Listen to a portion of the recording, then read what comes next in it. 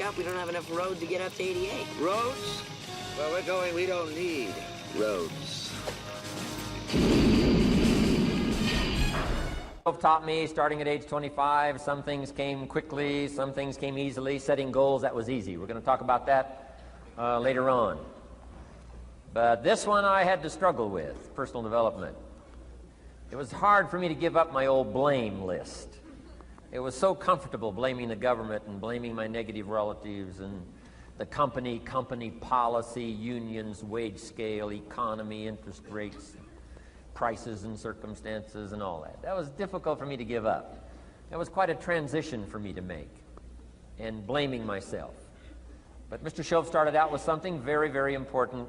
Let me give that to you.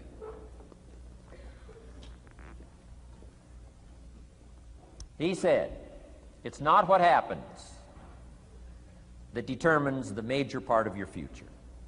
It's not what happens. What happens, happens to us all. He said the key is what you do about it.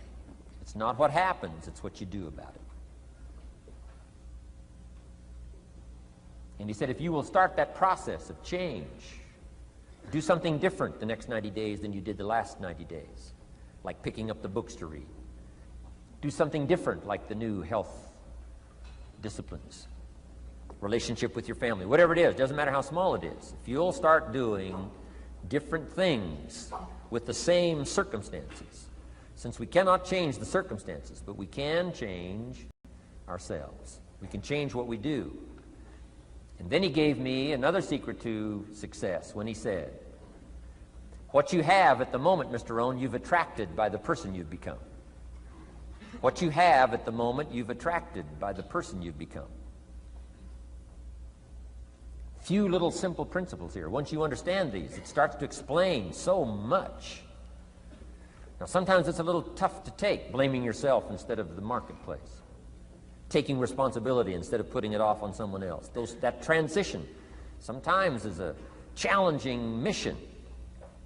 And this one was a little tough for me. He said, Mr. Rohn, you've got pennies in your pocket, you've got nothing in the bank, the creditors are calling, you're behind on your promises. And he says, here's how that occurs.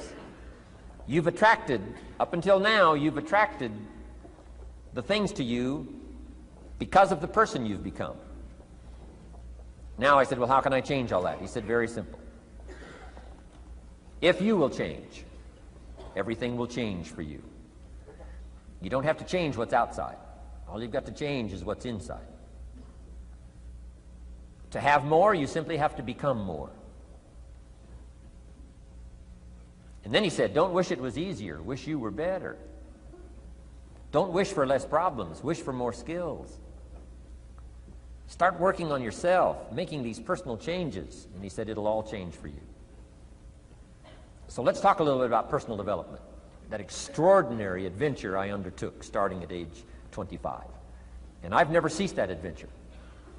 I'm still going for it. In the 90s, I want to get better and better.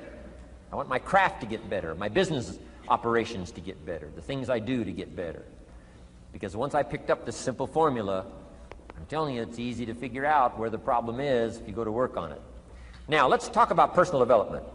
And in helping kids understand personal development, I always start with money. Now, money's not the only place to start. Money certainly isn't the only value, but we've all got to start somewhere, and money's something you can count, right? Kids are interested in money, okay? A lot of things are a little tougher to measure, but economics is pretty easy, right? Because you can count. Okay, somebody says, how are you doing? You say, I don't know. Let's count. Now, this is not the only count. I understand that. There's a lot of other things to count. But to see if there may be some errors in your judgment and lack of disciplines in your life, we might as well start with money, because it's so easy to count. So let's just start there and see whether or not maybe we have messed up. Okay. So here's how I explain it to kids. We get paid for bringing value to the marketplace. Key to understanding economics. We get paid for bringing value to the marketplace. Marketplace is also described as reality. Reality, the marketplace. Now, it takes time. It takes time to bring value to the marketplace, but we don't get paid for time. It's very important for kids to understand, as well as adults. We don't get paid for time.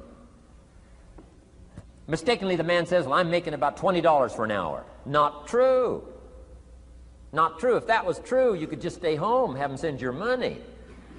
No, it's not true. You don't get paid for the hour.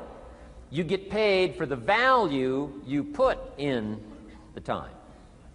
So we don't get paid for time, we get paid for value. Now, since that's true, here's one of the key questions of the afternoon. Is it possible to become twice as valuable and make twice as much money in the same time? Is it possible to become 3 times as valuable as you now are and make 3 times as much money in the same time? Is that possible? Of course. If you want to really emphasize something, that's a good phrase, Stuart. Of course. Of course. Okay. Now, all you have to do to earn more money in the same time is simply become more valuable. America's unique. It's a ladder to climb. Starts down here, what, about $4 an hour? Big argument last year in Congress about the starting place. Should be 5, should be 5, should be 5. Well, no, it doesn't need to be 5. Why not start with 4? It's a ladder. Right? This is not a bed. This is a ladder. It's a ladder to climb. Starts at $4. Now somebody says, well, should be 5, should be 5. Well, maybe. If you're going to stay at the bottom for the rest of your life, it probably should be 5. But that's kind of a pitiful way to live. Start and not grow. Start and not change. Start and not become more valuable. Hey, the whole scenario of life is to start, number 1, and what? Become more valuable, number 2. So America's a ladder to climb. Starts at $4 an hour, and the more valuable you become, you just keep moving up the ladder. Top income last year, what, 52 million? Guy that runs Disney? Would a company pay somebody for 1 year's work $52 million? And the answer is, of course. This is one of those of course places. Of course. If you help a company make $1 billion, would they pay you $52 million? The answer is, of course. It's chicken feed. I mean, it's not much money. Now, why that much money? Because he has become so valuable. Now, why would we pay somebody only $4 an hour? They're not very valuable to the marketplace. Now, we got to make that distinction, to the marketplace. Might be a valuable brother, a valuable member of the community, valuable member of the church, valuable member in the sight of God, to the human family, of course, those kind of values. But to the marketplace, which is called what? Reality. Reality is, if you're not very valuable, you don't get much money. Those are called the facts. I mean, that's how that is. Well, then how do you get more money? Simple answer. Somebody says, well, I'll go on strike for more. Well, here's a major problem with that. Here's a major problem with that. You can't get rich by demand.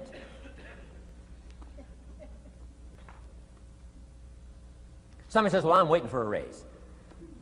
I'm telling you, it's easier to climb than to wait for a raise.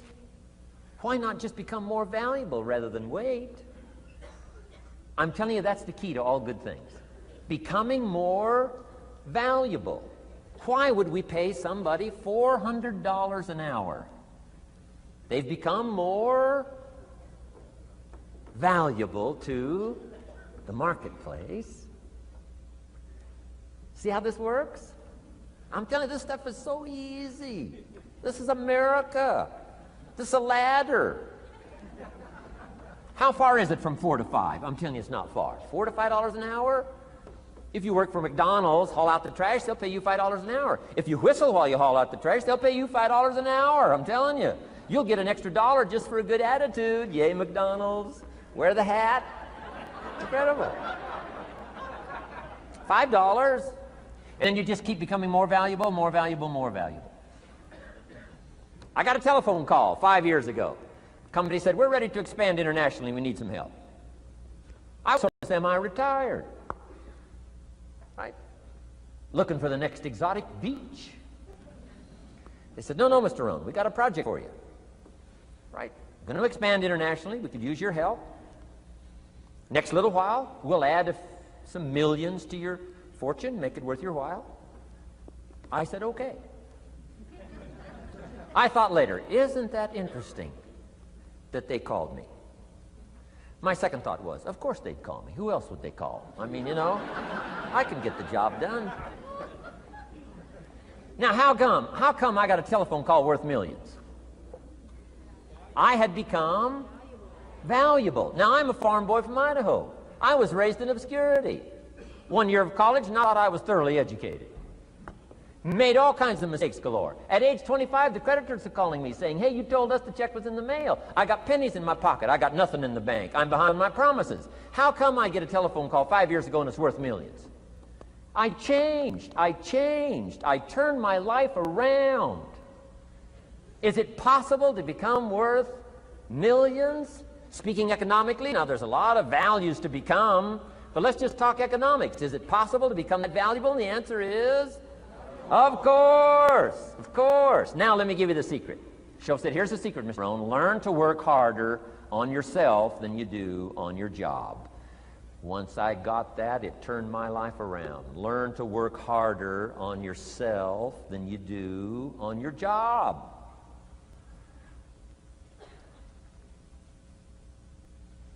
He said, if you work hard on your job, you'll make a living. If you work hard on yourself, you can make a fortune. Wow. If you would have known me at age 25, you would have said, Jim Rohn's a hard worker. If you'd have known me, you'd have said that. I'm the guy, I don't mind coming a little bit early, staying a little bit late. I don't mind that. You'd have said, well, Jim Rohn's a hard worker. You say, well, how come he's got pennies in his pocket and nothing in the bank and behind his promises? Well, I was a hard worker, but I was working hard on my job, not on myself. I'm telling you, if you'll learn that simple little principle and start the process today, latest tomorrow, I'll give you tonight to think it over. And start this whole process of personal development, work on yourself, make yourself more valuable to the marketplace. I'm telling you, you can so dynamically change your income, and economics is the least of the values that you can start earning in terms of equity if you'll start working harder on yourself than you do on your job. Work hard on yourself and develop the skills. Work hard on yourself and develop the graces. All of the stuff necessary to become more valuable to the marketplace. I'm telling you, your whole life can explode into change. Promotions, no problem. Becoming more valuable to the company, I'm telling you, no problem. Money, no problem. Economics, no problem. Future, no problem. If you just go to work on the right thing. Not get things out there to change. Don't try to change the seed. Don't change the soil. Don't change the sunshine. Don't change the rain. Don't change the mix of seasons. Let the miracle of everything that's available work for you, and start working on the inside. Work on your philosophy. Work on your attitude. Work on your personality. Work on your language. Work on the gift of communication. Work on all of your abilities. And if you'll start making those personal changes, I'm telling you, everything will change for you.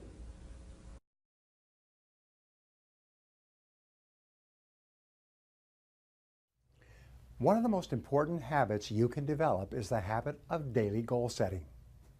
Countless people I have taught this to over the years have told me that the power of this process is absolutely incredible. I know because I use it myself every day. Now, daily goal setting is quite simple.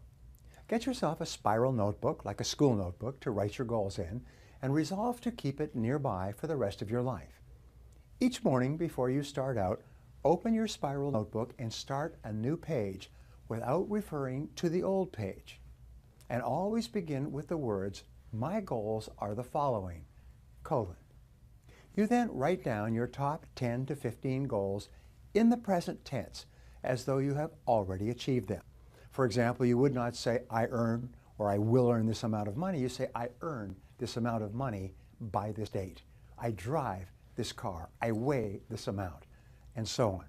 Your subconscious mind is only activated by commands that are stated in the present, positive, personal tense. So again, instead of writing a goal such as, I am going to lose weight in the months ahead, you would write, I weigh X number of pounds by a certain date. Instead of saying, I will earn more money over the next year, you would say, I earn X number of dollars by such and such a date. The more specific you can be in terms of what you want and when you want to achieve it, expressed in the positive, present tense, and beginning with the word I, the more powerful the effect will be on your subconscious mind.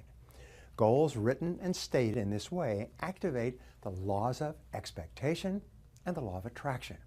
They cause you to develop new beliefs about what is possible for you. They also activate the laws of emotion and correspondence. They increase your energy and stimulate your creativity. Positive, personal, present tense goals written down repeatedly each day activate your subconscious and superconscious minds and step on the accelerator of your own potential. As a result, you start to move more rapidly toward the achievement of your goals, and they begin to move more rapidly toward you. One of the most powerful ways to achieve the financial goals you set for yourself is to use your powers of visualization. This means seeing yourself actually doing the things that you would be doing to achieve your goals. Visualization activates your superconscious capabilities and releases your mental potential. You'll actually begin to receive a steady flow of ideas and energy for goal attainment. The clearer the picture is in your mind, the more rapidly your subconscious and superconscious go to work to bring it into your reality. There are 4 factors that determine how rapidly your visualization, your mental picture, turns into realization. The first is the length of the visualization. How long can you hold the picture of what you want in your mind? The second is the frequency of the visualization. How often do you hold that picture in your mind throughout the day? The third factor is the intensity of the visualization. How much emotion is connected to the picture that you are holding in your mind? And the fourth factor that determines the speed with which your visualization comes into your reality is the vividness of the visualization. How clear is your mental picture? You will find that you can increase the speed at which you realize your goal by working in one or more of these areas. You can either increase the length of the visualization, holding the picture longer, or you can increase the frequency by visualizing your goal more often through the day. You can increase the intensity of the mental picture by generating more emotion to go with it, or you can increase the clarity of the vividness of the picture. The best way is to practice all 4. Play and replay the picture of your goals on the screen of your mind. The more you visualize and see your goal as a reality, the more intensely you will desire your goal. The more you want it, the less you will fear failure and rejection and the possible losses that may go along with the pursuit of your goal. Creative visualization deepens your belief that your goals are attainable. It increases your self-confidence. It strengthens your courage and builds your faith in yourself. The more often you replay the picture of your desired future in your mind, the more unstoppable you become. Thank you for viewing this video on how to use your powers of visualization to achieve financial freedom. If you enjoyed this video, please press the like button below and subscribe to my channel by clicking on the link on the screen.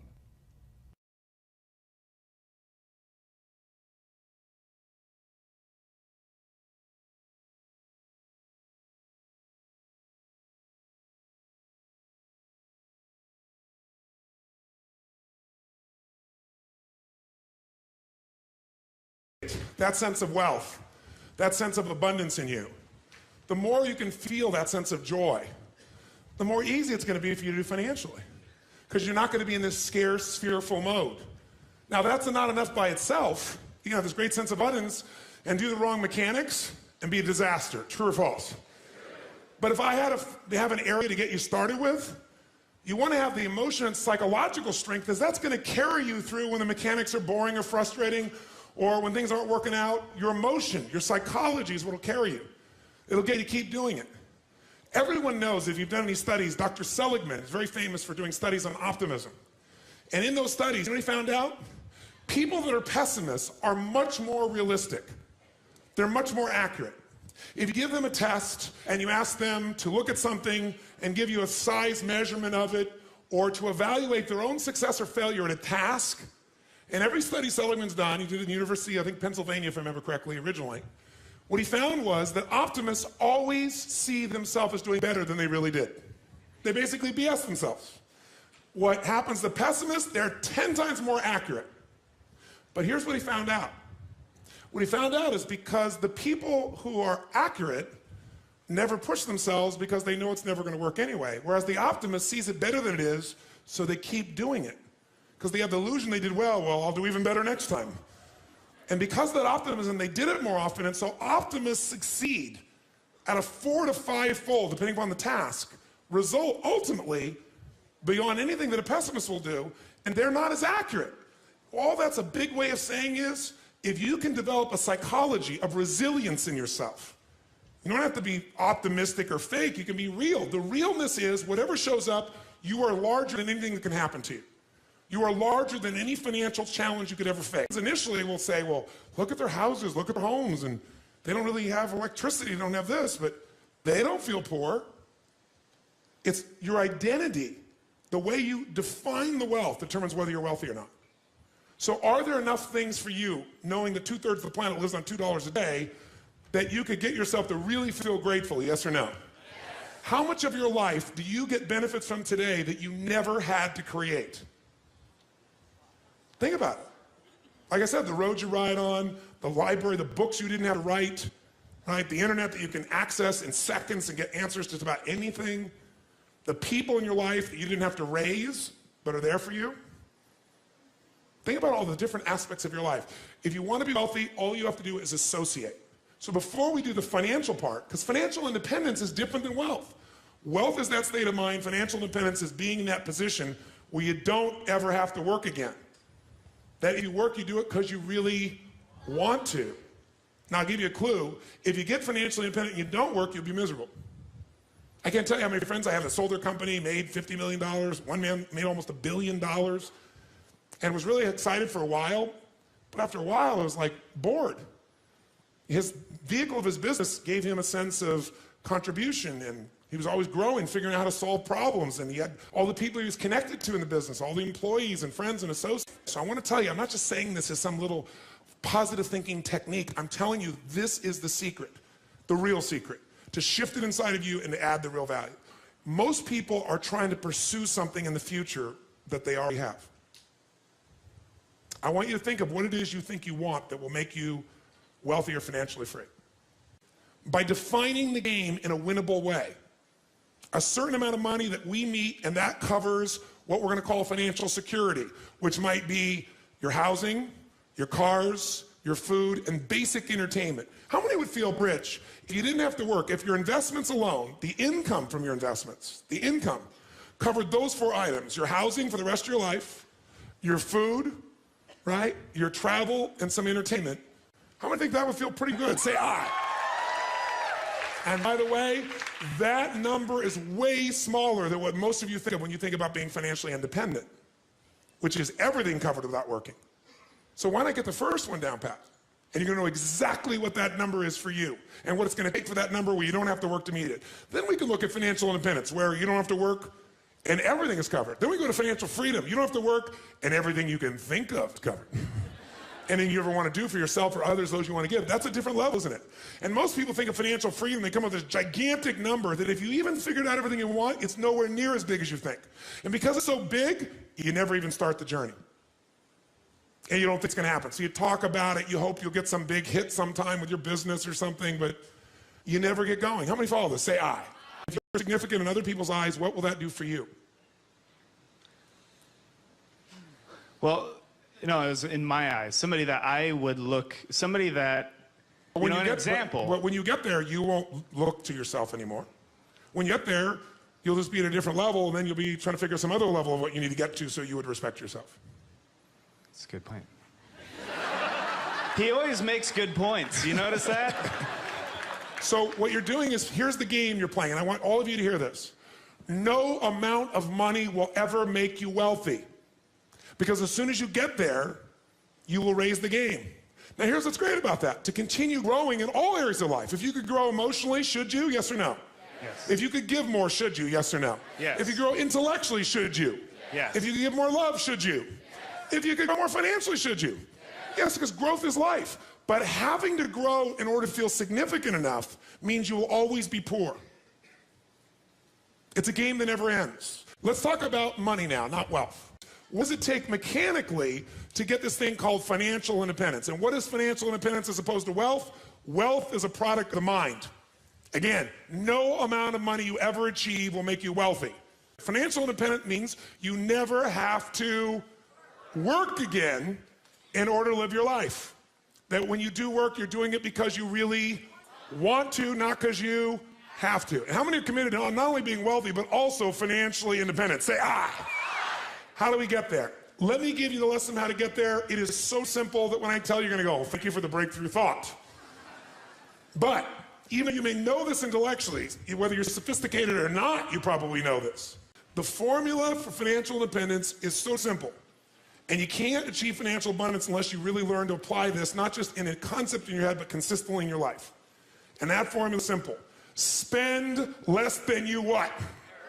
You go, thank you for the breakthrough thought, Tony. But is this what most people do? Yes or no? No. What do most people spend? More than they earn. There's no way around this. No matter how much money you have, if you spend more than you earn, you got a challenge. So there's no way to be financially free, financially independent without spending less than you earn. And what do you got to do with what you don't spend? You got to invest the difference. Because what I want to show you right now is how do you build what everybody should own. Every one of you should leave here with your own personal money machine. You want to create a money machine. A machine that while you're sleeping is making you money. Right? So you're no longer trading the most valuable resource you have in life, your time, for money. You want to trade money for money. You want money to go to work. You want to put that money to work for you so while you're sleeping it's making a difference. You want to create a machine. And that machine you want to create is something that you want to be able to feed you at some stage where you don't have to work. That's what the money machine is. The second secret to this is you got to reinvest. How many of you have ever made a big hit in your investments and went, oh my God, that's so cool, and took the money and spent it on something? Raise your hand, say aye. Come on, say aye. I know you all, anybody who's invested has done this. If you got a big hit, you go, oh, this is it. Nothing wrong with that, but you got to make sure a significant amount of that, you reinvest your returns so you get compounded what? Compounded growth is the most basic principle in the world. We all know it intellectually. But are you emotionally associated enough that you're really utilizing it to its maximum capability? If you don't, you're not going to get financially free. You will never get financially independent by your earnings alone. Every one of you in this room is going to lose money. Every one of you. There's no way. The person I work with, one of the top financial traders in the history of the world, top 10 in the history of the world, is not even right half the time. How could you make billions of dollars if you're not even right half the time? Not even 51% of the time. I'm going to show you in a few moments. It's known as asset allocation. It's the way you invest. It's what you do. That's what's going to shift this. So first step, spend less than you earn, invest the difference. Second step, reinvest it so you get compounded growth until you reach the home run, your money machine, until you reach a critical mass of capital, of investment capital. When you get to that critical mass, and what determines the critical mass is how much you need for the lifestyle that you want. Once you get to that critical mass, what it provides for you is what you're investing for. Who knows, no matter what investment you're doing, what are you really investing for? Whether you're investing in cars, stocks, bonds, real estate, financial instruments, what are you investing for? You're not investing for returns. That illusion will keep you from getting to the end game. If you're wealthy, here's what makes you wealthy. Income, not assets. Assets you can buy, and assets change in value all the time. You need income. This is the only reason to invest. You invest for one reason, so you have an income for life without working. And to do that, you got to build a critical mass of capital, that the interest on it alone will give you that income, and you can have the life you want without working. And the only way to do that is do those first two steps. Spend less than you earn, invest it, reinvest it till you hit that critical mass. Now, how to do that is actually a lot simpler than you think. We make things more complex than it really is. You got to think of this as your target. In order to achieve what you want, where you have a money machine, here's what you must do. You must pick out a minimum financial goal for yourself. Even to achieve your minimum financial goal, you got to pick out a specific amount of money that you're going to invest every month, every year, no matter what. A specific percentage of your income. If you don't do that, forget the rest of this course. It's a waste of your time. Because you'll go make a bunch of money, but you won't be practicing the fundamentals, and eventually you'll make a mistake and you'll lose it. Let me tell you another secret to life. If you do the right thing at the wrong time, you get pain. If you plant in the winter, I don't care how hard you work. I don't care if you work day and night and you work to the bone and you plant your seeds in the middle of the winter. What's going to happen when fall comes? Are you going to be rewarded, yes or no? No. So if you don't understand that the seasons are changing, you're in trouble. What is asset allocation? It means out of the money you have to invest, we're going to create 3 buckets. Really simple way of thinking of this from now on. The first bucket is the security bucket. When you think about investing, think of 2 types of investments. There are fixed income investments, and most of you are clear what this means. What does it mean when it's a fixed income investment? Who knows? What does that mean? You got a guaranteed rate of return, assuming they deliver. And anyone cannot deliver, including the US government. They haven't not delivered, but they could. Is there risk in any investment, yes or no? So just ratios of risk. And as we know, no risk, no reward. So if you don't invest, you're going to lose if you invest at times. But if you don't invest, you've already lost and you can never win, never have a money machine, never be financially free. The second type of investment that you can make, and it helps you understand what you're going to do, is something that's going to be growth driven. And growth investments are investments where you probably have a much greater potential for growth, which means you get a greater return if you're successful. But if you're not successful, do you have a guaranteed rate of return, yes or no? No, so in a growth investment, you have the potential of greater return, but also greater loss. The security bucket is where you want to put investments that are secure by their nature. Because they're secure, is this going to give you a huge compounded return per year, yes or no? But can it give you a huge compounded return even if the number is small if you do it long enough, yes or no?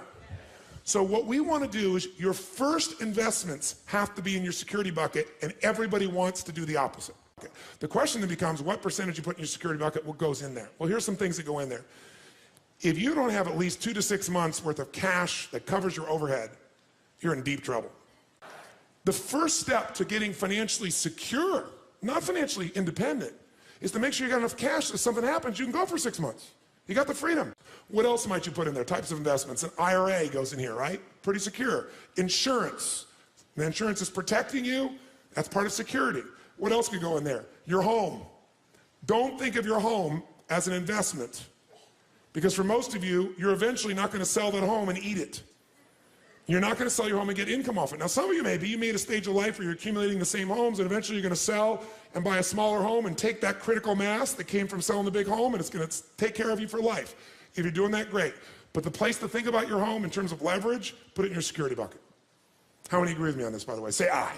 Because, by the way, if you don't have a home, you're going to be really stressed out, right? So I got to think of my growth outside my home, really.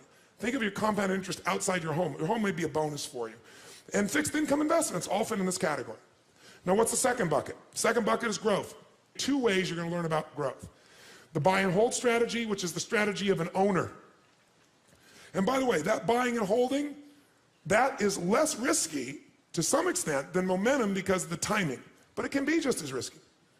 What is momentum trading? That's when you're no longer an owner, you're a trader. A financial trader, everybody's a financial trader. Most of you trading time for your money. Here you're trading money for money. We don't have enough road to get up to 88. Roads? Where we're going, we don't need roads.